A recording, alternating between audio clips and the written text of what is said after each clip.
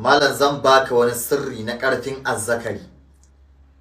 Wallahi in dai kana da matsala da iyalinka ɓangaren raunin azzakari, malam zan baka wani sirri na ƙarfin azzakari. Wallahi in dai kana da matsala da iyalinka ɓangaren raunin azzakari, malam wannan ce, madara ce ta gwangwani. Billahi lazi idan azzakarinka ya kai wata 10 ko ya kai shekara 10 yana baka matsala, in dai ɓangaren raunin azzakari ne, malam ka tsaya ka ji wani sirri mafi sauƙi. Minti 10 yayi yawa ka haɗa kana zaune a cikin gidanka. In dai azzakari ne matsalanka, ka samu fik ɗin gwangwani guda ɗaya, ka samu namijin goro guda 12, namijin goro guda 12 ka haɗa shi da fik guda ɗaya. In ka haɗa shi ka daka shi ka garwaya shi cikin wannan madaran, sai ka sa a rubuta maka ayatul kursiyu kafa ɗaya, a wanke rubutun a zuba cikin madaran da ka haɗa wannan abu, sai ka tafasa shi. Idan ka tafasa shi ya tafasu, sai ka zo ka sha da daddare in zaka kwanta. Na rantse da Allah, a ranar da ka sha wannan, a ranar sai iyalinka ta ce ka je ƙasan waje an maka aiki ne. Za ka samu ingancin da ya wuce yanda duk kake tunani malam. Wannan wani irin sirri ne mai ƙarfi, ba shi da wahala sai zafi.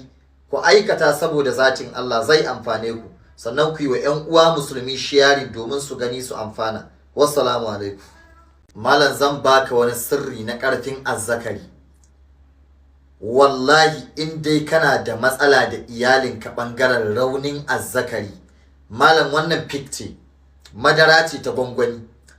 Billahi lazi idan azzakarinka ya kai wata 10 ko ya kai shekara 10 yana baka matsala, in dai ɓangaren raunin azzakari ne, malam ka tsaya ka ji wani sirri mafi sauƙi. Minti 10 yayi yawa ka haɗa kana zaune a cikin gidanka.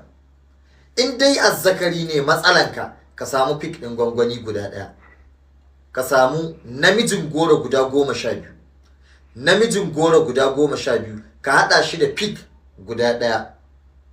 In ka haɗa shi ka daka shi ka garwaya shi cikin wannan madaran, sai ka sa a rubuta maka ayatul kursiyu kafa ɗaya, a wanke rubutun a zuba cikin madaran da ka haɗa wannan abu, sai ka tafasa shi.